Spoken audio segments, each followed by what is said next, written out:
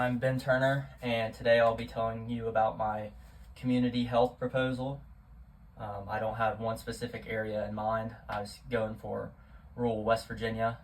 I'm most familiar with that, and this is what I have. So I conducted a needs assessment for rural parts of West Virginia, and I found that there is a high disparity amongst West Virginia compared to other states with chronic health diseases such as cancer, kidney failure, and also an extreme disparity in diseases such as diabetes, specifically type 2.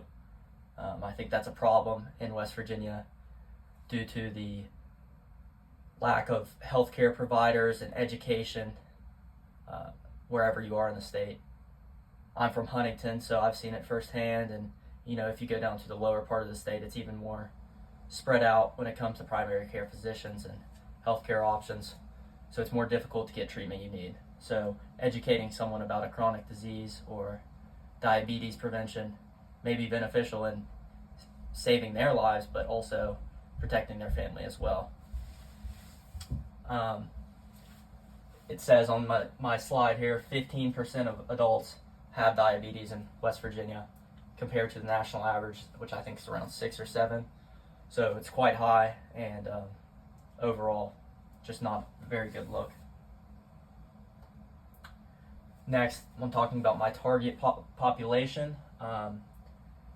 The age group with the highest diabetes diagnosis is age 40 to 60.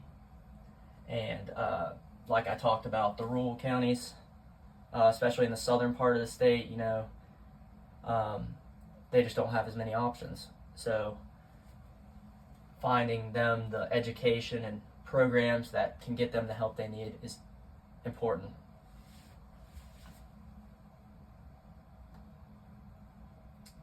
Diabetes in itself.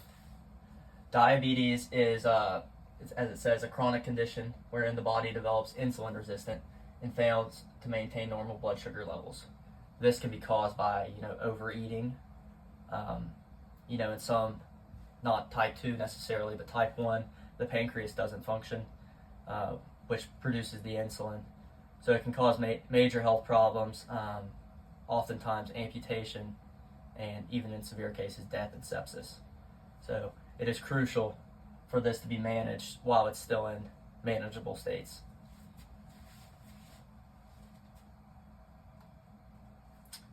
My program goals and objectives. I really want to reduce the severity and overall effects and number of cases of type 2 diabetes in West Virginia. And like I said, through prevention, education, and getting more healthcare access to some of these places that are a little bit further out, rural areas, that'll be crucial to implementing this project.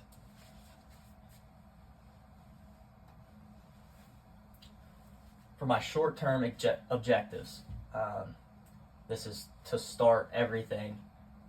The long-term objectives will come as long as you build these short-term ones.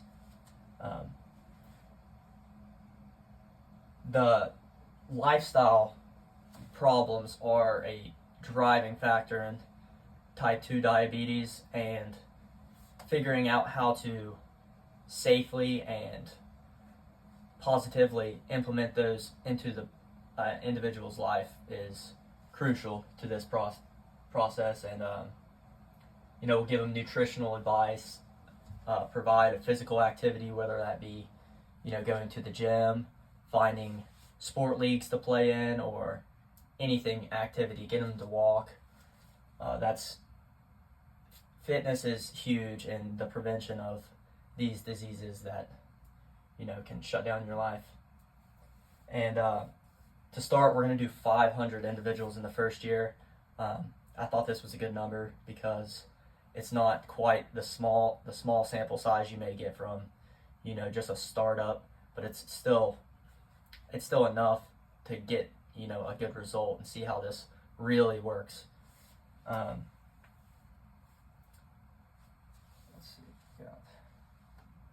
For my procedures, timeline, and evaluation, I will be utilizing the health belief model, because it'll explain more in detail why the ailment that affects the patient or individual, why is it so bad, and why you need to manage it, and really keep this in check and put it in perspective, in a positive way, how this could hurt them and hurt their family, and how much better their life would be if we can get this managed and under control. But this is suitable for most of the West Virginia residents, because most of the people with limited health care opportunities, they may not know they have type 2 diabetes, and spreading the word, maybe if they're experiencing some symptoms and they don't know what's causing this, maybe explain that in detail, and maybe get them some opportunities to get that checked out by a primary care physician or whatever medical provider that may be. My daily procedure. The participants will receive weekly education workshops on the risk of type 2 diabetes and healthy lifestyle choices. Like I talked about, this could be group exercises. I know that if you get people in a group together, they have a sense of family, teamwork, and they can really use that to drive their goals and objectives forward, and not feel singled out, feel like they're essentially a lone wolf in this process. There's people here to help, and there's people going through this process with you, and they all want to achieve one common goal, and that is to prevent this, and if they do have in severe cases, just maintain it, get better. Just like low impact aerobics, anything like that, just to get a little bit of cardiovascular strain, that'll benefit them in the day-to-day life, give them more energy and activity to do things that they may love that haven't been able to do for a while because of this diabetes diagnosis. So I think that's extremely crucial. And also providing dietary changes. I know in West Virginia there's often trouble to find healthy food, so finding them healthy choices that may not break the bank but overall can lead them to better health and overall better life.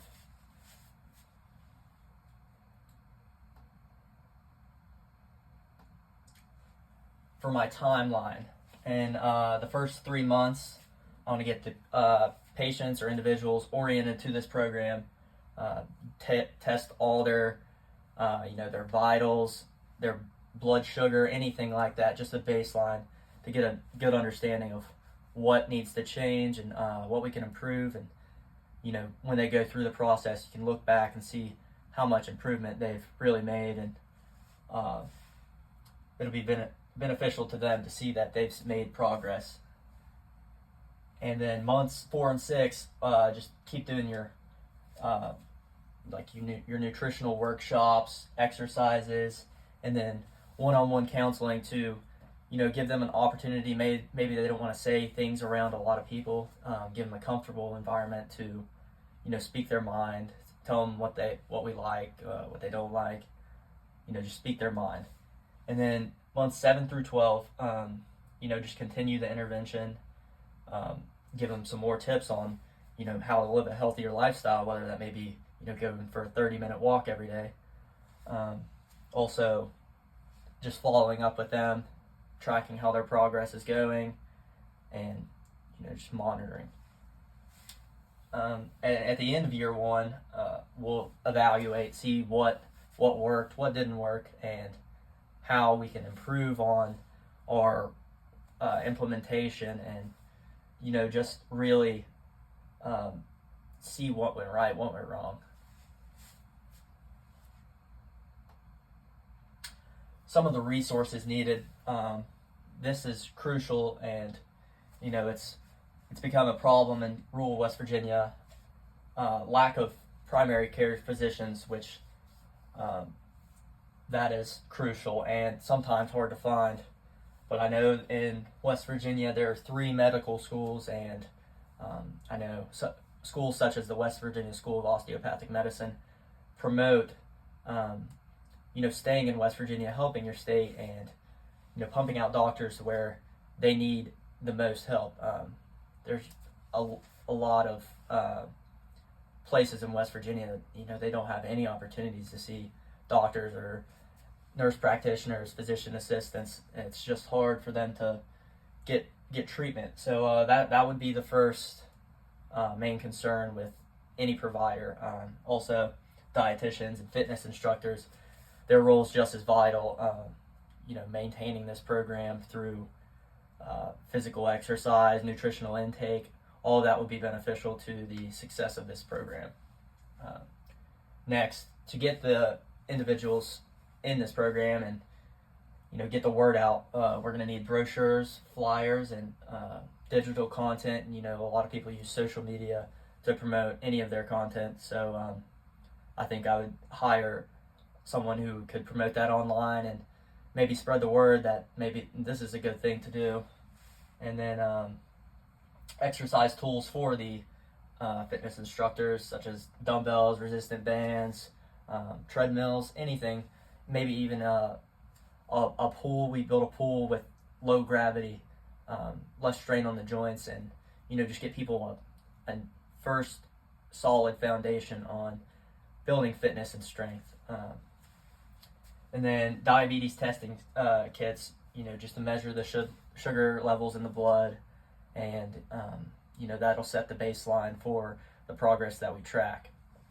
And then lastly, we're going to have to get a community center or local healthcare facility to rent out, or maybe just overall buy to do our little workshops and our clinics to really put the program over top. We're going to need space that accommodates multiple people over a 2 or 3 day stretch for about a week at a time. So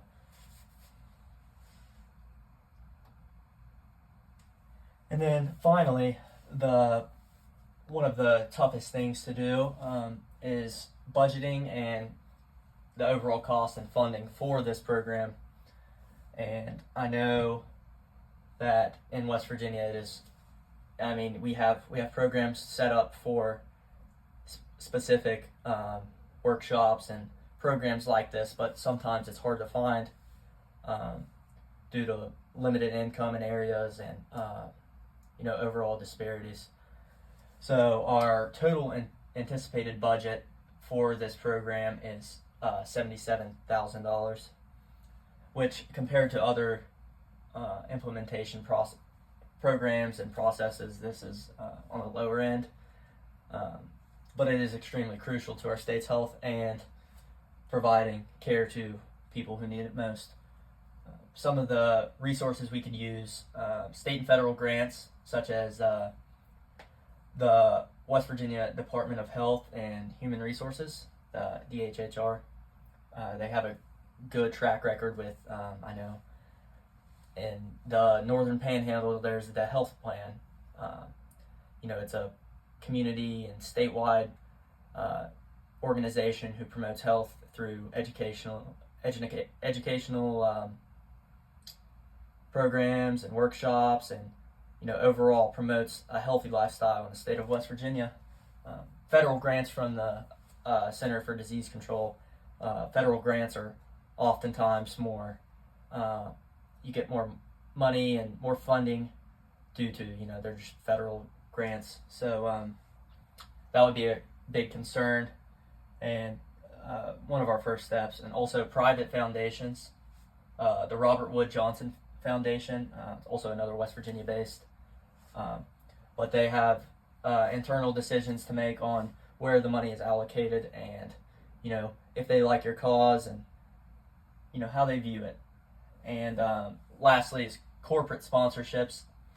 I know also, as an example, in the Northern Panhandle Cleaning and Restoration is one of the biggest corporate sponsors up here. They do it for the West Virginia Mountaineers, West Liberty Hilltoppers, Wheeling Cardinals, any